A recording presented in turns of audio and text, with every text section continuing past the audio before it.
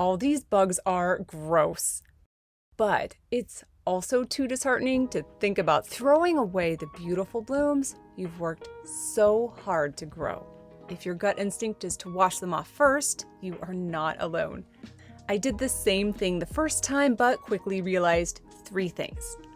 This takes a long time, I used a lot of water, and there were still bugs left, even after 3 minutes and 33 seconds of rinsing. Even worse, that's when there actually weren't that many bugs on the blooms. Cue round 2.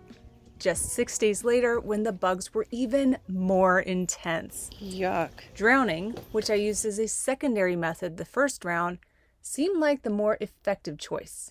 So we'll let it sit here for a while. I'm just putting them right in the water, not even trying to rinse them off first, just giving it a first round of drowning. I would recommend leaving the stems on because when you don't, the flowers like to float. And in this case, you can see the water level is above the blooms. Can I try? Yep. Do you want to wiggle a few? That's a lot going to the bottom.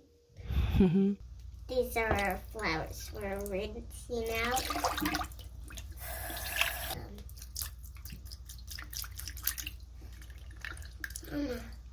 There's bugs on the bottom of those flowers. Yeah, but they're a lot cleaner, see? Yeah. These were just so infested. I'm gonna do another round of soaking. Looking where we're out, about an hour later, there's a lot that has settled to the bottom. I mean, a lot being not what it was before, but just trying to get the last ones that really want to stay on off. You can see here along the back side, there are just a couple that are left. You can rinse off anything. Now is the time that we can give individualized attention. Now that the vast majority is gone, that's pretty clean. Even along the back side here, there's nothing left except for that right there. Now we're in about mid-June, and I originally shot this video in mid-May, and there are a heck of a lot less bugs, as you can see right here. But I still like rinsing them off because there are still a few that are hiding out. I'm just gonna give them a light rinse, head down.